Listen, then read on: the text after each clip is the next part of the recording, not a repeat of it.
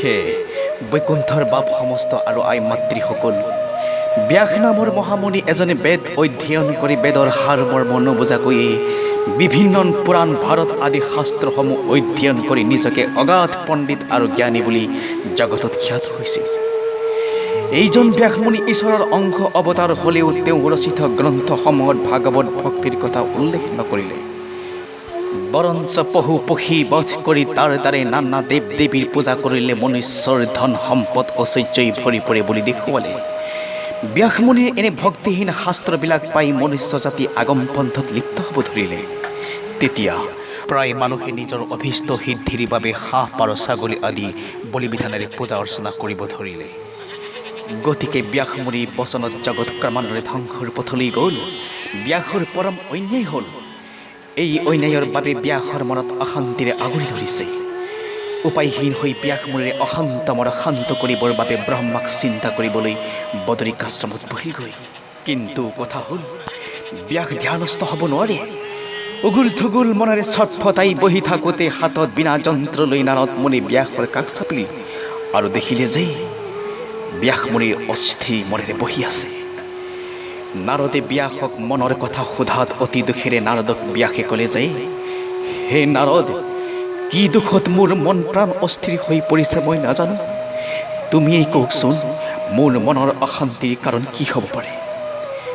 তেতিয়া ব্যাসৰ অতীতৰ ভুলৰ কথা নাৰদে আঙুলিয়াই দি ক'লে যে, হে নাৰদ বদতি শুনা, এ মহামুনি ব্যাস কৃষ্ণৰাম, তুমি হে কৰিলা হবে জগতকে নাশ। হে নিৰন্তৰে পহুৰ লোৱাইলা তুমি প্ৰাণ, নাহি মন্দ কৰ্ম আৰ ইহাৰ মান। এই আকস্মিতে লোকক কৰাইলা হিংসা ধৰ্ম, নুবুজিলা তুমিও বেদৰ তত্ত্ব মৰ্ম। গৰিহিত কৰ্মকো কহিলা ধৰ্ম বুলি, তোমাৰ বচনে লোক নাহিল সমলি। তেতিয়া নাৰদে ব্যাসক ক'লে যে, হে মহামুনি ব্যাস, পশু পক্ষী হিংসা কৰা কৰ্মৰ সমান বেয়া কৰ্ম এই জগতত নাই।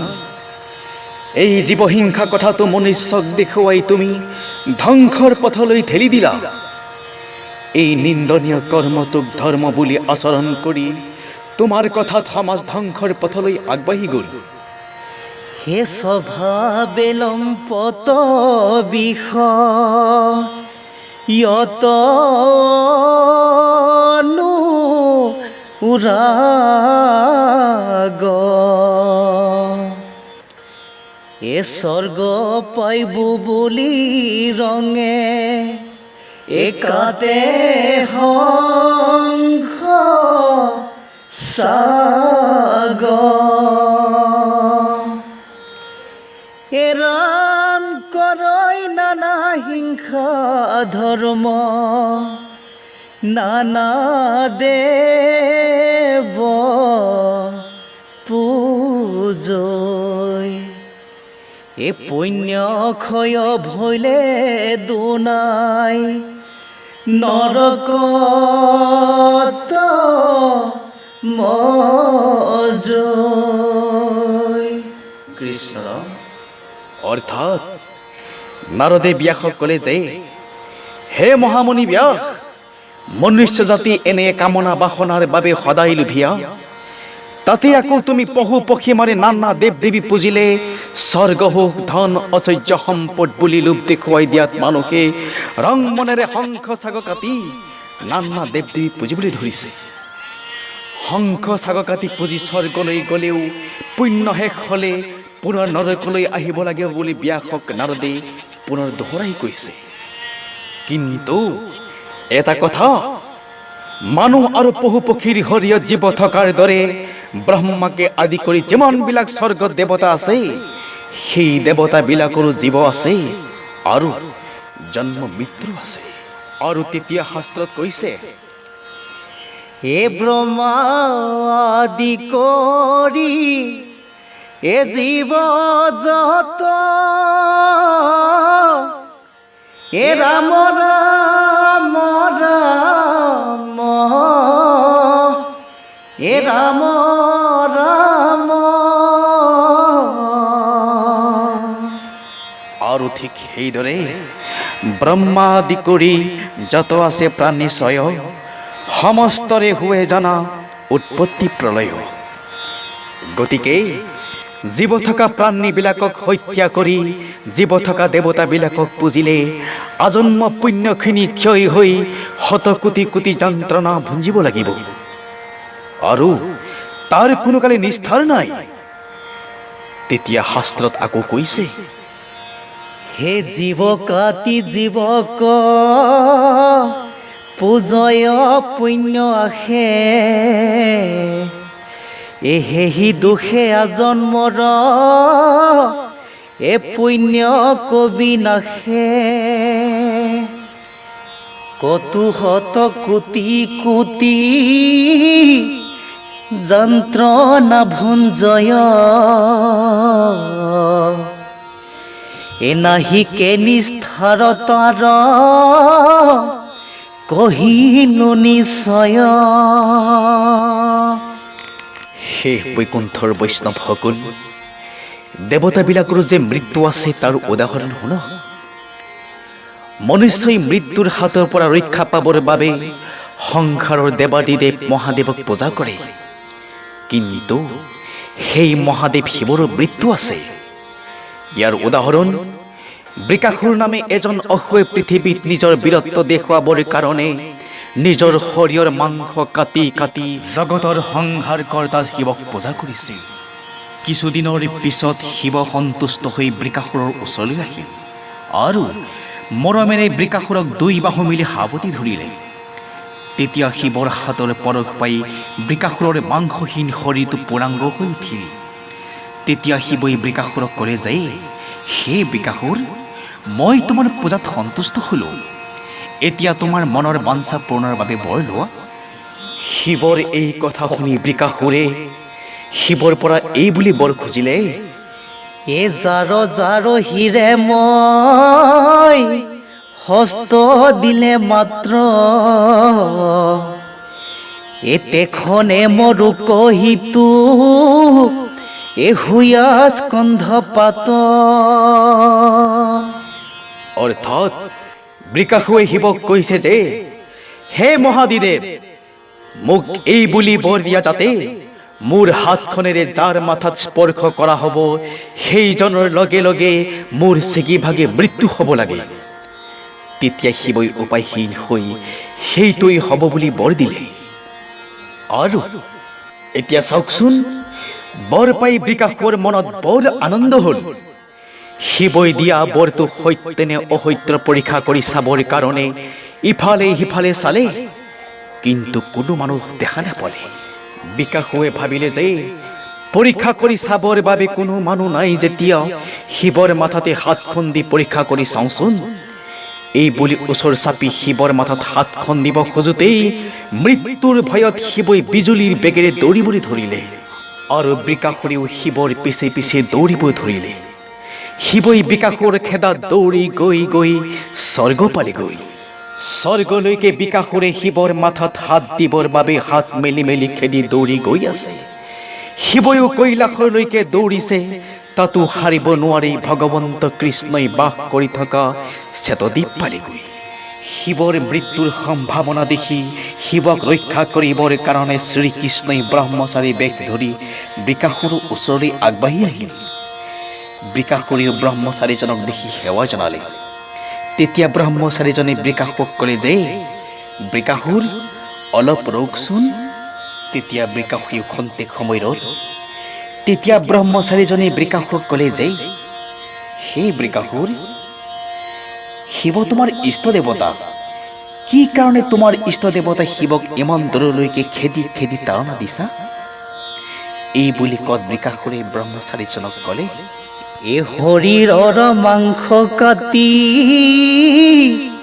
পুজিলো শংকৰ,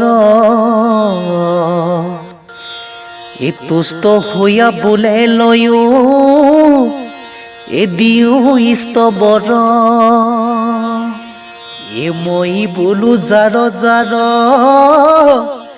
মাথে দিও হাত, এতেখনে মৰো কহিতো এ হুয়া স্কন্ধ পাত,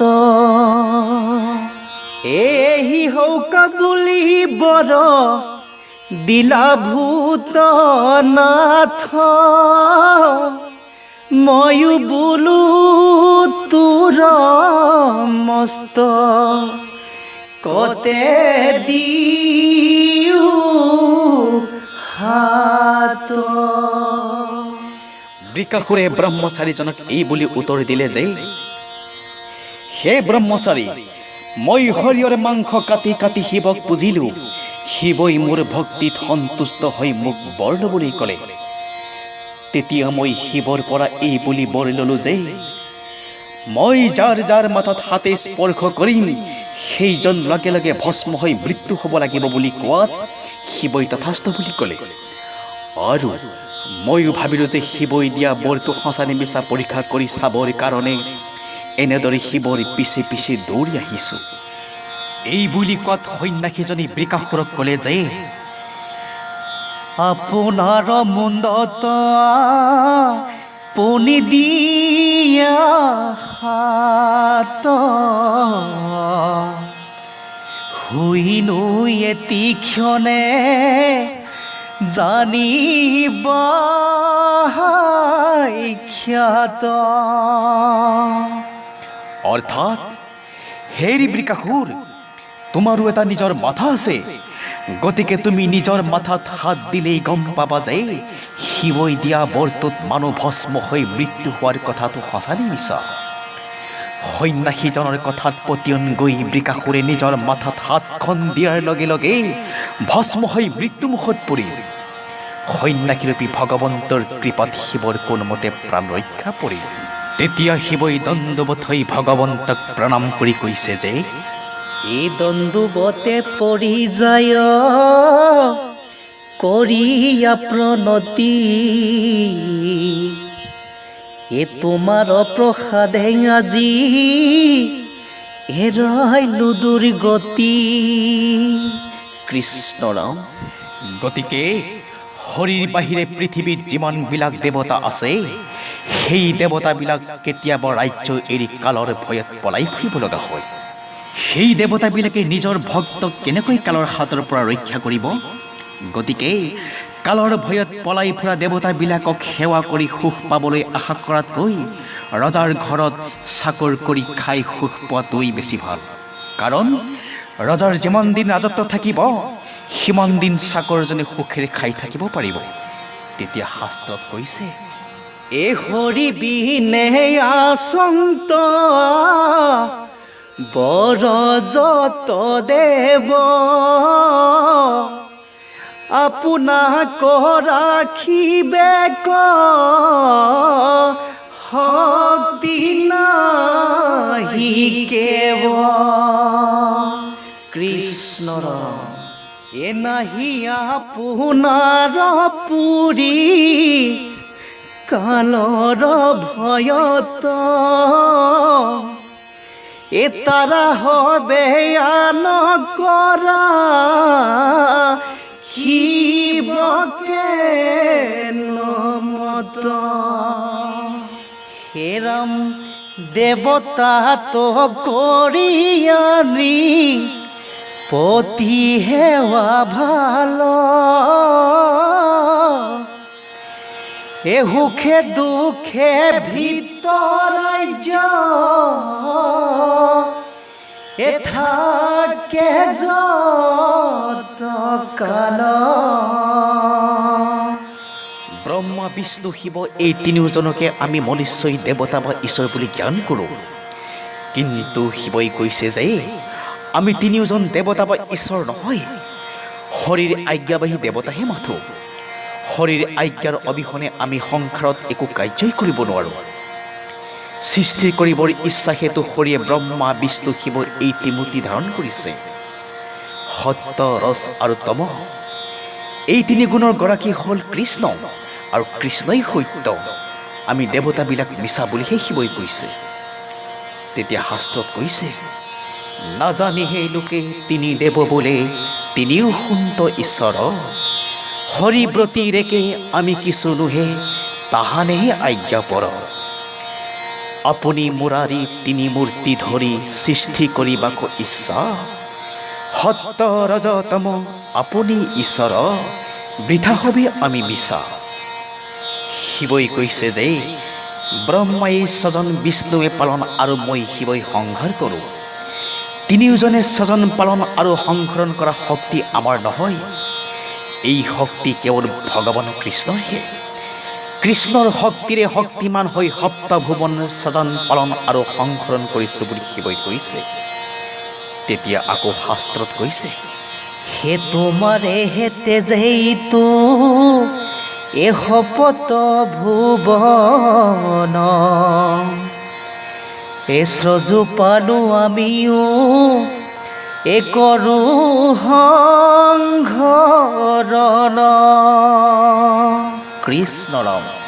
ব্ৰহ্মা বিষ্ণু আৰু শিৱ এই তিনিওজন সৃষ্টি স্থিতি লৈ এই তিনি গুণত ভজনীয় ঈশ্বৰ যদিও বিষ্ণুৰ ভজনতহে মনুষ্যৰ সিদ্ধি হয়। শাস্ত্ৰত কৈছে, হে ৰজু গুণে ব্ৰহ্মা হৈয়া স্ৰজা চৰাচৰ এ সত গুণে বিষ্ণু ৰূপে পলানিৰন্তৰ হে তম গুণে ৰুদ্ৰ ৰূপে এ সৃষ্টি সংহাৰন্ত এ তিনি গুণে তিনি মূৰ্তি একে ভগৱন্ত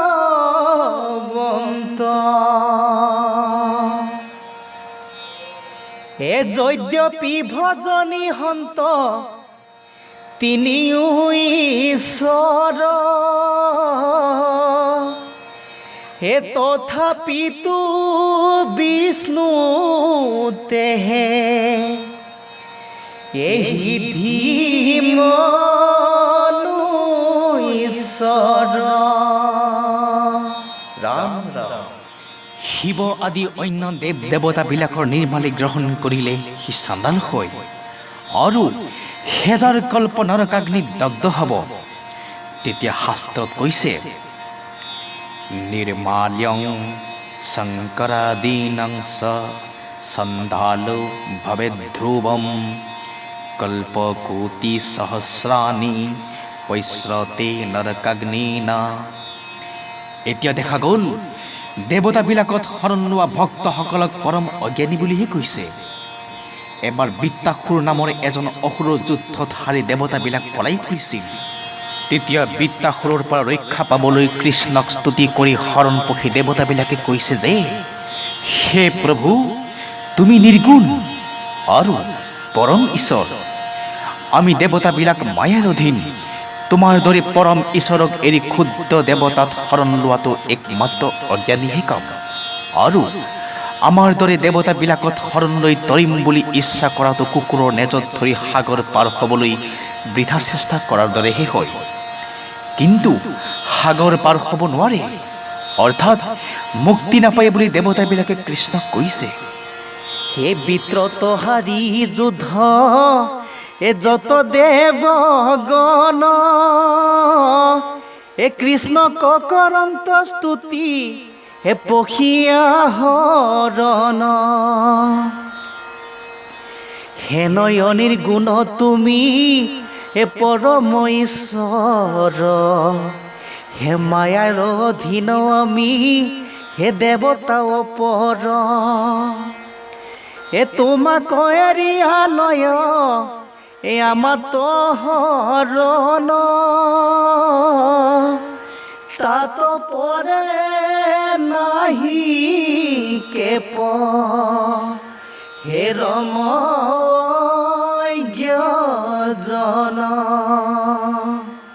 কৃষ্ণ ৰাম যেন কোনোজনে কুকুৰৰ লাঞ্জে ধৰি যাইবাক ইচ্ছায়ে অতি সমুদ্ৰ কতৰি কদাচিতো নোহে তাৰ সমুদ্ৰ তৰণ সেহি মতে লৈয়া অনিশ্বৰত শৰণ কিন্তু কৃষ্ণত শৰণ লোৱা ভক্তক কৃষ্ণই গুৰু বুলি সম্বোধন কৰিছে তেতিয়া শাস্ত্ৰত কৈছে মোৰ গুৰু ভকতেহে স্বৰূপ স্বভাৱ যেন বায়ু আকাশৰ নাহি ভিন্ন ভাৱ সৰ্বতত্ত্ব ভকতক মই গুৰু মানো ভকত গুৰু বিনে আনকো নাজানো মানুহে নিজৰ অভিষ্ট সিদ্ধিৰ বাবে পশু পক্ষী বলি দি নানা দেৱ দেৱীক পূজা অৰ্চনা কৰে বলি দিয়া পশু পক্ষীবিলাকে ঘাতকক এই বুলি কৈছে যে হেৰি পাপিষ্ঠ তই অকাৰণতে আমাক বলি কাটিলি আৰু তই আমাক কাটোতে আমাৰ দেহৰ পৰা যিমানখিনি তেজ পুজ ওলাল সেই তেজ পুজবিলাক নৰকুণ্ড হৈ আছে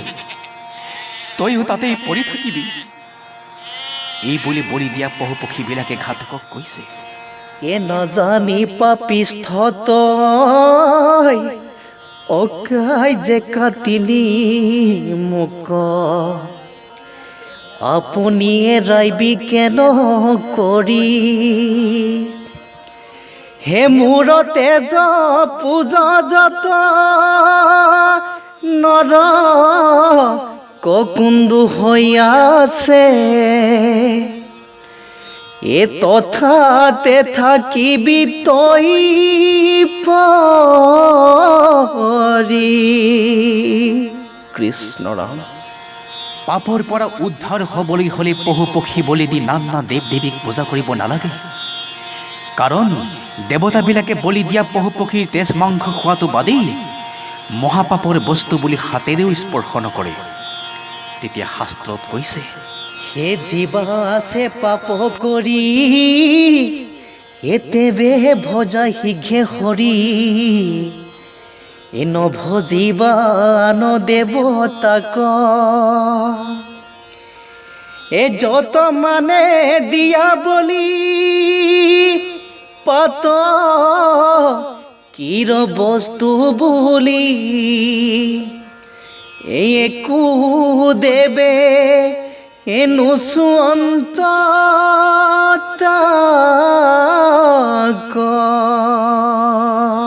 কৃষ্ণ ৰাম বলি দিয়া জীৱবিলাকে বলিৰ ঘাতকক আকৌ কৈছে যে এ শুন হেৰ মন্দ ভাগি চিন্তা কৰো তোক লাগি এ তোক মই কাটি বেলা গয় এ আপুনিও ভয় নাখ আমাৰো চিন্তি লৈ আখ এ গৰ্ভ নৰকে জন্মি বেলা গয়া দুৰ্গা দেৱীক আমি জগতৰ মা বুলি কওঁ দুৰ্গতি নাশিনী বুলি কওঁ অৰ্থাৎ দুৰ্গা হল মানুহ পশু পক্ষী আদি সকলোৰে মাতৃ আৰু সকলোৰে দুখ দুৰ্গতি নাশ কৰে কাৰণে দুৰ্গা বোলা হয় কিন্তু দুৰ্গা জগতৰ মা হলে মানুহ পশু পক্ষীবিলাক দুৰ্গাৰ পুত্ৰ হ'ব পুত্ৰ তুল্য মানুহ পশু পক্ষীবিলাকক বলি দি দুৰ্গাক বুজিলে দুৰ্গা কেতিয়াও সন্তুষ্ট নহয় সেইকাৰণে পুত্ৰ তুল্য জীৱবিলাকক হত্যা কৰি মিছাতে পূজা কৰা জনক দুৰ্গাই নৰাধম বুলিহে আখ্যা দিছে দুৰ্গাৰ বাণী মম নামনা পশুভি হত্যা বধভাগী নৰাধমা ঐছা তত্ত্ব ন জানাতি মত কি খাদতি সুতম। অৰ্থাৎ মই নোখোজাকৈয়ে নৰাধমসকলে পুত্ৰ তুল্য পশু পক্ষীবিলাকক হত্যা কৰি মোক পূজা কৰে। মাকে জানো নিজৰ পুত্ৰৰ মাংস খায়? জীৱহিংসা কৰ্মত দেৱ দেৱী যে সন্তুষ্ট নহয়, সেই কথা পণ্ডিতসকলে জানিও ধনৰ লোভত আন অৰ্থ ব্যাখ্যা কৰি সামান্য লোকক ফাঁকি নিদিবলৈ কৈছে। কিন্তু এটা কথা, যদি ধনৰ লোভ কৰি ভকতি পথক আওকাণ কৰি আন দেৱ দেৱীৰ পূজা পাতল যাগ যজ্ঞ আদিৰ কথাকে যদি সাধাৰণ লোকৰ আগত যুক্তি দেখুৱাই, তেতিয়াহ'লে তেনে পণ্ডিতসকলে নিজৰ ভৰিত নিজে কুঠাৰ মাৰি লোৱাহে হয়, অন্যথা নৰকলৈ যাব। শাস্ত্ৰত কৈছে, এতেকে পণ্ডিতে ভৈলে এ ভান্দিবেক নোযোৱাই, এ ধন লোভে সামান্য জনক, এ যদি ধন লোভ কৰি আন অৰ্থ বখানয়, এতেবে হিতু এ চলে নৰক।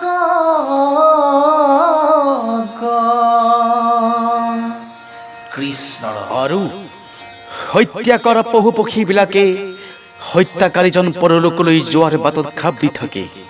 মৃত্যুৰ পিছত হত্যাকাৰীজন পৰলোকলৈ গ'লে সেই জীৱবিলাকে যাক আমি তুচ্ছ জ্ঞান কৰি বলি দিছিলোঁ, সেইবিলাকে কাটি ছিঙি গাৰৰ মাংস দুখৰা দুখৰ কৰি খাব, লগতে কাউৰী শগুনেও গাৰ তেজ মাংস পিহি পিহি খাব।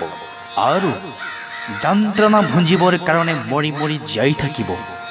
তেতিয়া শাস্ত্ৰত কৈছে, এ দেৱ পুঁজি যিটো কাটি আছে শংখ সাগৰ, এই অস্ত্ৰ ধৰি সিটো শিৱে এলাতো লবে লাগ, এ কাটি ছিঙি বেহি মুচ এ ৰয় কতো ঘাৰ, এ দুখৰা দুখৰি কৰি এ মাংস খাই গাৰ, এ কাক গৃধে টানি টানি এ তার তেজ পীরে, এ যাতনা ভুঞ্জিবে লাগি হে মরি মরি জীবে। কৃষ্ণ। বলিদান শব্দটো ৰজা বলিৰ পৰা হৈছে। ৰজা বলিয়ে ব্ৰাহ্মণৰূপী বিষ্ণুক 3 পদ ভূমি দান কৰিছিল। 2 পদ ভূমিত স্বৰ্গ মৰ্ত্য পাতাল জুৰি ল'লে।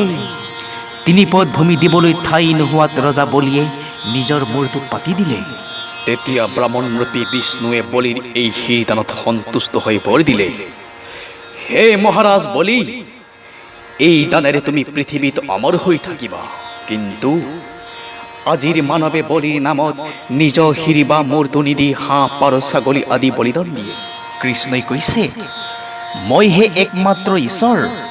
মই ঈশ্বৰত সেৱা নকৰি হাঁহ ছাগ পাৰ কাটি আন দেৱতাক পূজাজনে মই যে আত্মাৰূপে জগতত ব্যাপী আছো, সেই কথাটো নাজানে।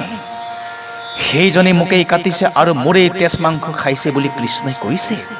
আৰু সেইজনক ৰাক্ষস অসুৰ বুলিহে কৈছে। সেই ৰাক্ষস অসুৰজনৰ হৃদয়ত থাকো যদিও মই পলাই বিদুৰ হওঁ বুলি কৃষ্ণই আকৌ কৈছে। মই হে ঈশ্বৰ মোক নকৰিয়া হেৱ, হাঁহ ছাগ পাৰ কাটি পূজয়া নদেৱ। জগতৰে আত্মা মই হেন জ্ঞান নাই, মোকে কাটি দিয়ে মোৰ তেজ মাংস খাই। জানিবাহা সিজন ৰাক্ষস অসুৰ, হিয়াত থাকোতে মই পলাই হওঁ বিদুৰ। এতিয়া দেখা গ'ল, সমস্ত প্ৰাণীতে কৃষ্ণই আত্মাৰূপে ব্যাপী থকাৰ জ্ঞানটো যাৰ নাই, সেই আত্মজ্ঞানহীনজনে নানা শাস্ত্ৰ পঢ়িলেও নানা দেৱ দেৱী পূজিলেও তাৰ সকলো কৰ্মই নিষ্ফল। তেতিয়া শাস্ত্ৰত কৈছে, নানা শাস্ত্ৰ পঠনমলোকে নানা দেৱত পূজনম, আত্মজ্ঞানেন বিনা হে পাৰ্থ সৰ্বকৰ্ম নিৰৰ্থকম। পিতৃ মাতৃ মৰিলে মৃতকৰ কৰ্মত পশু পক্ষী মাৰি মাংস খালে মৃতকৰ মাংস খোৱাৰ দৰেহে হয় আৰু মাংস খাওঁতা সকলেও নৰকতেই পুৰিব। তেতিয়া শাস্ত্ৰত কৈছে, পিতৃ মৰিবাৰ পৰে এ ভোজক কৰয়, এ পশু মাৰি শকুতুম্বে এ উদৰ পুৰয়, এ মৃতকৰ মাংস সম এ হেহি মাংস হয়, এ হেহি মাংস ভক্ষ্য কৰি হে নৰকে পৰয়। স্বৰ্গ কামনা কৰি পশু পক্ষী মাৰি কৰ্ম কৰিলে দুৰ্ঘোৰ নৰক যান্ত্ৰণা ভুঞ্জিব লাগে কাৰণেই কপিল মুনিয়ে মাক দেৱহূতিক কৈছে যে, মা তুমি কৰ্মকাণ্ড ত্যাগ কৰা আৰু সাৱধানেৰে কায় বাক্য মন স্থিৰ কৰি একান্ত চিত্তে মই ঈশ্বৰত শৰণ লোৱা আৰু সমস্ত ভূততে মোক আছে বুলি ভাবি ভকতি কৰিলেহে অল্পতে জ্ঞান ভক্তি উদয় হ'ব। তেতিয়া সমস্ত জগতকে মায়াময় দেখিবা, তেতিয়া অতি সহজে মোক বিচাৰি পাব। তেতিয়া শাস্ত্ৰত কৈছে, হেহি জানি মাও তুমি এৰা কৰ্ম গণ, সাৱধান কৰি আতি একায় বাক্য মন, একান্ত ভকতি ভাৱে এ কৰিয়া যতন, হে মই ঈশ্বৰক মাত্ৰ এ পক্ষীৰ হৰণ, এ সমস্ত ভূতৰে মই এ হৃদয় পদ্মত, এ নিবাস কৰিয়া মাতৃ এ থাকো সতত। হেনয় মুহূৰ্ত যিটো ভকতি কৰয় অল্পতে তাহাৰ জ্ঞান ভকতি জন্ময়, তেবে হবে জগততে দেশে মায়াময়, অনায়াসে গয়া মোৰ স্বৰূপ পাবয়। আমি ঘৰতে পুহি ৰখা পশু পক্ষীবিলাকক নিজৰ পুত্ৰৰ দৰে প্ৰতিপাল কৰি ডাঙৰ দীঘল কৰোঁ। ভয় সংশয় এৰি গৃহস্থৰে কাষৰি থাকে। আহাৰ দিলে হাততে খাই, তেতিয়া হাতে চুই খুব মৰম চেনেহ কৰা হয়। তেনেকৈ মৰম চেনেহ কৰি থকা পশু পক্ষী এটা কোনোবাই অনিষ্ট কৰিলে বা কৰবাত হেৰালে ঘৰৰ গৃহস্থই বেজাৰত ভাত পানী খাবলৈ মন নকৰে। কিন্তু গৃহস্থৰ যেতিয়া খাবলৈ মন যায় তেতিয়া অতীতত মৰম চেনেহ কৰা, হাতেৰে মৰম কৰি আহাৰ দিয়া এই সকলোবোৰ পাহৰি মৰমৰ পশু পক্ষীটোক মাৰি কাটি খোৱা হয়। আৰু এতিয়া মনত ভাৱ হয় আমি ফাঁকি দিহে পশু পক্ষীটোক মৰম চেনেহ কৰা হৈছিল। তেতিয়া শাস্ত্ৰত কৈছে, হে ৰাম, আনে যদি নষ্ট কৰে এ হুকতিশয়, এ খাইবাক বেলাকতো আনন্দ কৰয়, এ পোহে পশু পক্ষী কৰে এহি হবে বিশ্বাস, এ গুছে ভয় থাকে চাপি এ গৃহস্থৰ পাশ। এইদৰে পোহনীয়া পশু পক্ষী মাৰি খাওঁতাজনক ৰাক্ষসতকৈ অধিক খং কৰি যমদূতে বান্ধি কুম্ভী পাক নৰকলৈ নি অনেক বছৰ কাল তপত তেলত পেলাই ভাজিব। তেতিয়া শাস্ত্ৰত কৈছে, এ পোহন পহু যিটো মাৰি খাই ৰান্ধি, এ ৰাক্ষসতো ধিকতাক এ যমদূতে বন্ধি, এ কুম্ভী পাক নৰকত অনেক বছৰ, এ তপতে তলত পেলাই এ ভাজে নিৰন্তৰ। আৰু পিছত পৃথিৱীলৈ আহি সেই জীৱই বাঘ সৰ্প আদিৰ জন্ম লৈ আনৰ মাংস ভক্ষণ কৰি ফুৰিব।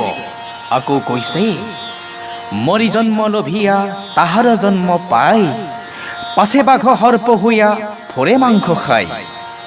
প্ৰাণীবিলাকক উপকাৰ কৰিলে যিমান পুণ্য হয়, পৃথিৱীৰ ধৰ্মবোৰ পালন কৰিলে তাৰ অলপমানহে হয়।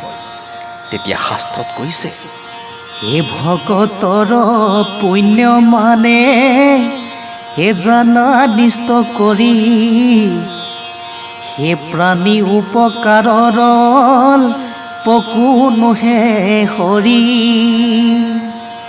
সেইকাৰণে সমস্ত জীৱকে বিষ্ণু জ্ঞান কৰি হিংসা এৰি উপকাৰ কৰিব লাগিব আৰু বিষ্ণুক মনত স্মৰণ কৰি শ্ৰৱণ কীৰ্তন কৰিব লাগিব। তেতিয়াহে সংসাৰ পাৰ হ'ব পাৰিব। তেতিয়া শাস্ত্ৰত কৈছে, হে যত দেখা ভূত প্ৰাণী এ হবে বিষ্ণু হেন জানি, এ হিংসা এৰি কৰা উপকাৰ, এ বিষ্ণু কমনত ধৰা শ্ৰৱণ কীৰ্তন কৰা, এতেবে শুইব এ সংসাৰৰ পাৰ। কৃষ্ণ। নাৰদে আকৌ কৈছে, যদি জ্ঞানী গণে তাক কৰে নিবাৰণ, আৰু তাৰ বাক্যক নমানি খোজন, বোলে উপালম্ভ কৰি বচন খণ্ডিত, ব্যাসতো অধিক ভৈল এহেন্তে পণ্ডিত। মুঠতে ব্যাস মুনি ৰচিত ভক্তিহীন শাস্ত্ৰৰ যোগেদি প্ৰায় মানুহে আগমপন্থী হ'ল। কোনোবা দুই এজন জ্ঞানী লোকে জীৱ হিংসা কৰ্ম নকৰিবৰ বাবে উপদেশ দিলে কৰ্মকাণ্ডীসকলে ব্যাসতকৈ পণ্ডিত ওলাল বুলি ইতিকিং কৰিবলৈ ধৰিলে। ইতিকিং কৰিবই, কাৰণ ব্যাসৰ দৰে এজন গুণী জ্ঞানী লোকে জীৱ হিংসা কৰ্মটোকেই ধৰ্ম বুলি দেখুৱাই দিয়াত সাধাৰণ লোকেও সেইমতেই প্ৰৱৰ্তিত। তেতিয়া শাস্ত্ৰত কৈছে, এ শ্ৰেষ্ঠজনে কৰে যদি এ গৰিহিত কৰ্ম, এ দেখা দেখি অন্য অন্যে আকে বোলে ধৰ্ম। পাছতো লাগীয়া সিহিমতে প্ৰৱৰ্তয়।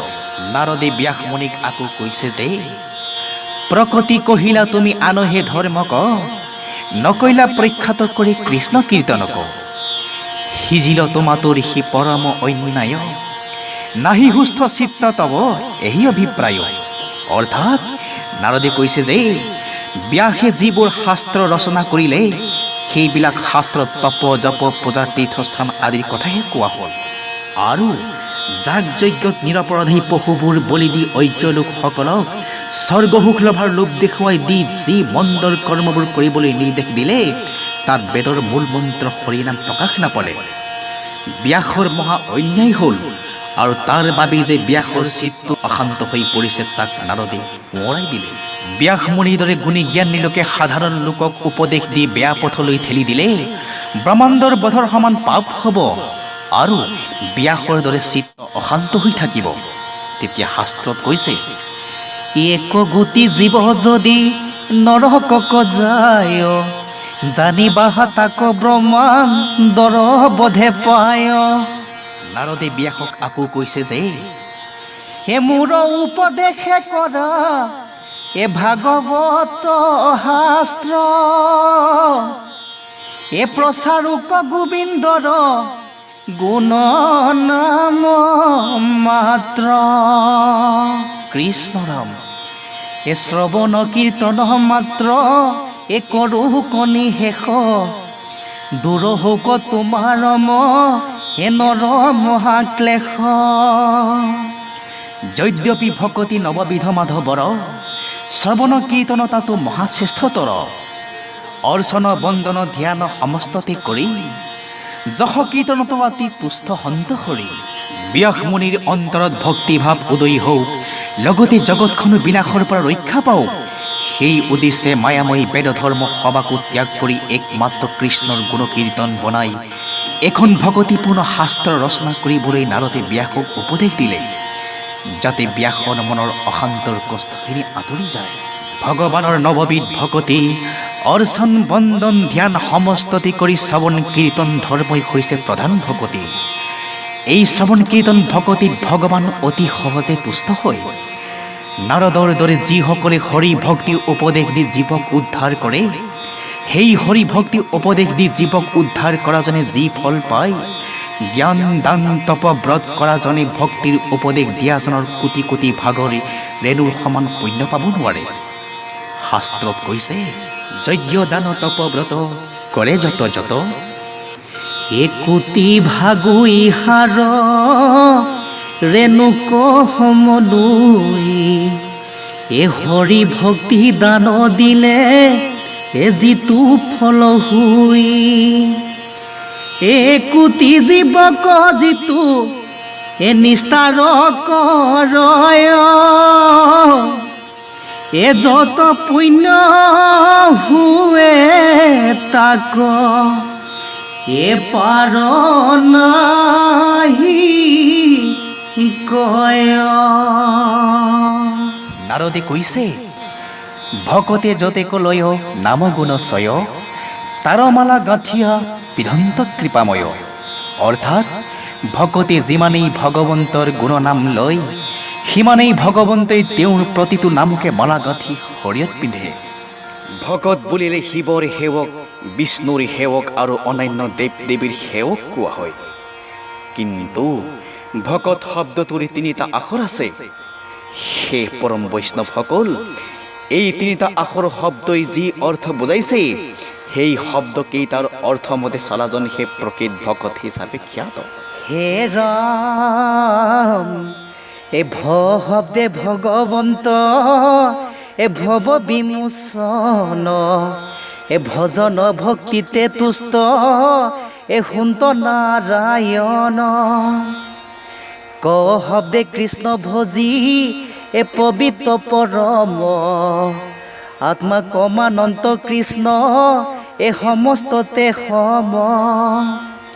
হে ত শব্দে তৰণৰ উপায় হৰণ, এ হৃদয় পদ্মত চিন্তে, হে কৃষ্ণৰ চৰণ। এ সিজন ভকত বুলি হে জানিব নিশ্চয়, নিজে তৰি পুৰুষক হে উদ্ধাৰ কৰয়। কৃষ্ণৰ এতিয়া দেখা গ'ল যে ঈশ্বৰৰ চৰণত শৰণ লৈ ঈশ্বৰক শ্ৰদ্ধা ভক্তি কৰাজনক সেই প্ৰকৃত ভকত বুলি কোৱা হৈছে। শাস্ত্ৰত আকৌ কৈছে, ভকতিৰ বীজ শৰণে নিজ, প্ৰেমানন্দ আৰু ফল, শৰণ বিনাই ভকতি কৰয়, আৱঘটে যেন জল। আৰু তপ জপ গণ জাতু সমৰ্থন, বিনে ফল নধৰয়, শৰণ বিনাই ভকতি কৰিলে সকলো বিফল হয়।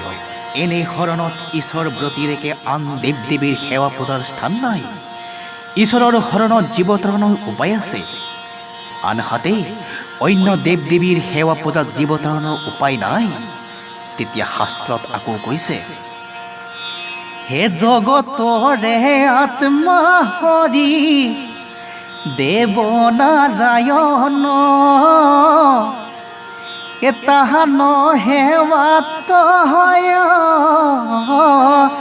এ সংসাৰ তাৰণ। এ তাংক এৰিয়ান দেৱ দেৱী পূজিমৰে,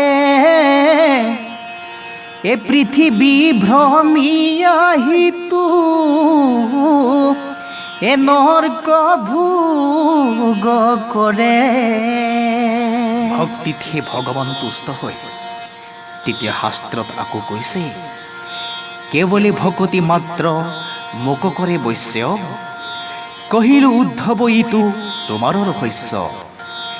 নানা শাস্ত্ৰ অধ্যয়ন কৰি পণ্ডিত হলেও ভকতি নাথাকিলে ভকত হ'ব নোৱাৰে। শাস্ত্ৰত কৈছে, হে মই বিনে ভকতে নি চিন্তে কিছুমান, হে ময়ো ভকতক পৰে হেনি চিমটো হুৱান মুঠতে ভকতে আনদেৱ নাৰাধে নকৰে স্বৰ্গ কাম নেৰে সুখে দুখে মুখে মোৰ গুণ নাম অৰ্থাৎ কৃষ্ণই কৈছে মোৰ যিজন ভকত সেইজনে কেতিয়াও আন দেৱতা আৰাধনা নকৰে আনকি স্বৰ্গ কামনা নকৰে সুখ দুখ একো অনুভৱ নকৰি মুখত অনবৰতে মোৰ নাম গুণ লৈ থাকে বুলি কৃষ্ণই কৈছে নাৰদে ব্যাসক আকৌ কৈছে যে এহেন জানি ব্যাস ঋষি এ তুমি সৰ্বজান এ নিৰ্মীয়ুক শাস্ত্ৰ কৃষ্ণ এ চৰিত্ৰ প্ৰধান অৰ্থাৎ নাৰদে ব্যাসক ক'লে যে হে ব্যাস তুমিতো সকলো জানা গতিকে তুমি কৃষ্ণৰ চৰিত্ৰ প্ৰধান শাস্ত্ৰখন ৰচনা কৰা বুলি কৈ নাৰদ তাৰ পৰা গুচি গ'ল গতিকে নাৰদৰ বাণী পালন কৰিবলৈ ব্যাসমুনি ধ্যানত বহিল তেতিয়া শাস্ত্ৰত কৈছে কৃষ্ণ মূৰ্তিক পাছে কৰিলন্ত ধ্যান হৃদয়ত কৃষ্ণক দেখিল বিদ্যমান বাম পাশে মায়া দক্ষিণত ভক্তি মাও দেখি ব্যাস ঋষিৰ ৰোমাঞ্চ ভৈল গাঁও মায়াৰে বান্ধন্ত ভক্তি মাতৃমেলাবন্ত দুহান মধ্যস্থ হইয়া আছা ভগৱন্ত অৰ্থাৎ নাৰদৰ উপদেশখিনি শুনি ব্যাসমুনিৰ মনত পৰম শান্তি পালে আৰু আনন্দ মনেৰে ব্যাসমুনি ধ্যানত বহিল ধ্যানত নাৰদে কোৱা মতে বেদৰ পৰম সত্যটো উপলব্ধি কৰিলে আৰু ব্যাসে ধ্যানত বহিহে বুজি পালে যে ভগৱানৰ মায়াই জীৱক ভক্তিৰ পৰা আঁতৰাই ৰাখে আৰু আনফালে হৰিত শৰণ লৈ একচিত্তে হৰিৰ গুণ শ্ৰৱণ কীৰ্তন কৰি থকাজনে ভক্তিৰ প্ৰভাৱত মায়াজালৰ পৰা মুক্তি লাভ কৰিব পাৰে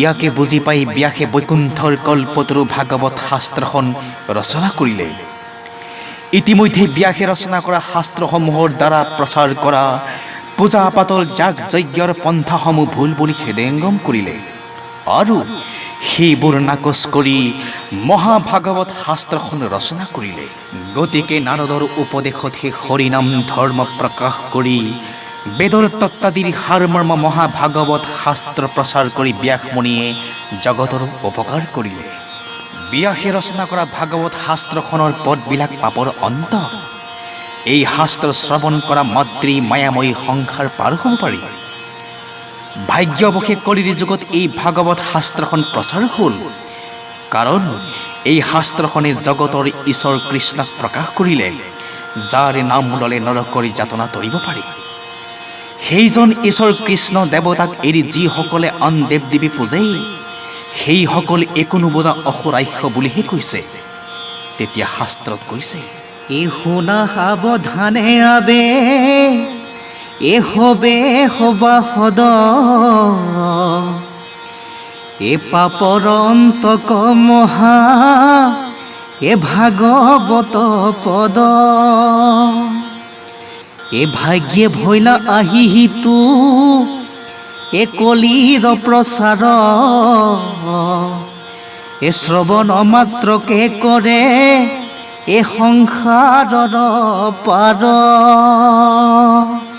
এইটো শাস্ত্ৰে প্ৰকাশিল ঈশ্বৰ কৃষ্ণক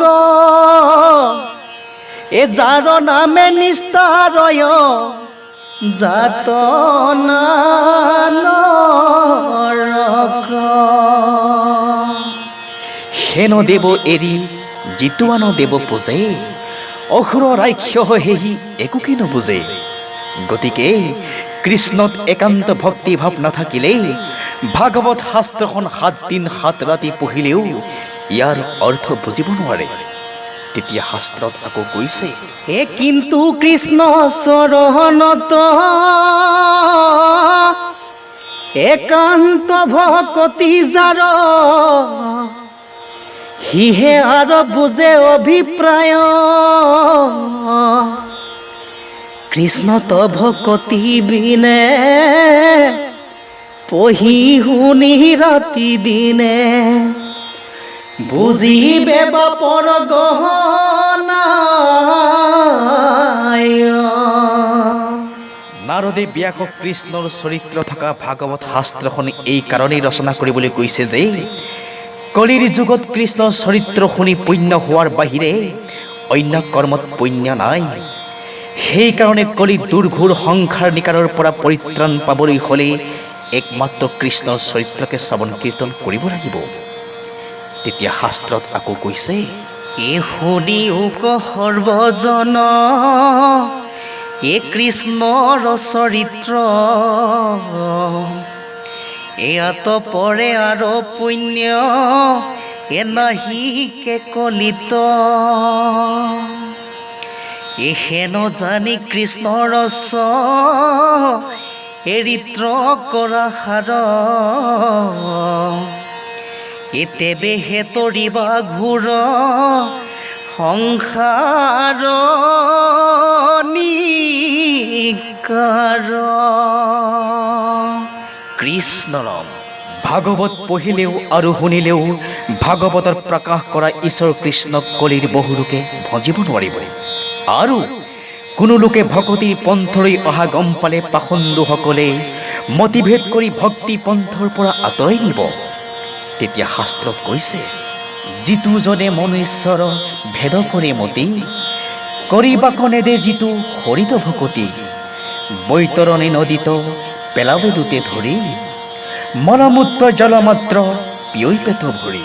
কলিৰ মলমতি মনুষ্যই বেদ ৰহস্য মহাভাগৱত শাস্ত্ৰখন শুনি নিস্তাৰ হওক বুলি শুকমুনিয়ে এই শাস্ত্ৰখন পৃথিৱীত প্ৰচাৰ কৰিলে। তেতিয়া শাস্ত্ৰত কৈছে, এ বেদৰ ৰহস্যইতো এ মহাভাগৱত শাস্ত্ৰ, এ পৃথিৱীত কৰিলো প্ৰচাৰ,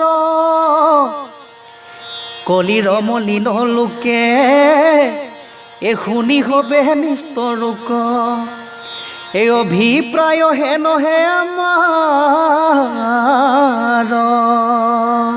কৃষ্ণৰাম আৰু এই ভাগৱত শাস্ত্ৰখন যি নুশুনিব সেইজনেই আত্মঘাতী, সেইজনেই অসুৰ, সেইজনেই পশু আৰু সেইজনৰ সেই বৃথা জন্ম। তেতিয়া শাস্ত্ৰত কৈছে, শুনা সভাসদ ভাগৱত পদ নিহবোধ হৈয়া অতি, যাৰ কাৰণে কৃষ্ণ কথা নুশুনয় সেহিজন আত্মঘাতী, সেহিহে অসুৰ সেহিহে পশুত্ৰ, তাহাৰে হে জন্ম বৃথা, দেৱৰ বাঞ্ছনী নৰ দেহা পায়া নুশুনে কৃষ্ণৰ কথা। কৃষ্ণ কথা প্ৰকাশ কৰা ভাগৱত শাস্ত্ৰ নুশুনা সেই অসুৰ ৰাক্ষস পশু আত্মঘাতীজন ভগৱানৰ মহাশত্ৰু। সেইজনক ভগৱানে কাল মায়া আদিৰ হাতেৰে বান্ধি সংসাৰৰ অনন্ত জনিত ফুৰাই মাৰিব। তেতিয়া শাস্ত্ৰত কৈছে, যিটো জনে মোহোৰ চৰিত্ৰ নুশুনয়, সেহি মোৰ মহাশত্ৰু জানিবা নিশ্চয়, কাল মায়া দীৰ হাতে বন্ধন কৰাই, নিশেষ জনিত তাক মাৰিব ফুৰাই। গতিকে কৃষ্ণত শৰণ লৈ ভাগৱত শাস্ত্ৰ শুনিলেহে মোক্ষপদ পাব। শাস্ত্ৰত কৈছে, এ শুনিও সভাসদ মহাভাগৱত, এ পুৰাণৰ সূৰ্য শাস্ত্ৰ, এ শুনিও মহত্ৰ, এ হৈয়া এক শৰণ যি জনে শুনে আক, পাৱে পৰম পদ সুখে এ নিস্তৰে মায়াক, এ হৰি ৰাম ৰাম, কৃষ্ণ ৰাম কৃষ্ণ ৰাম।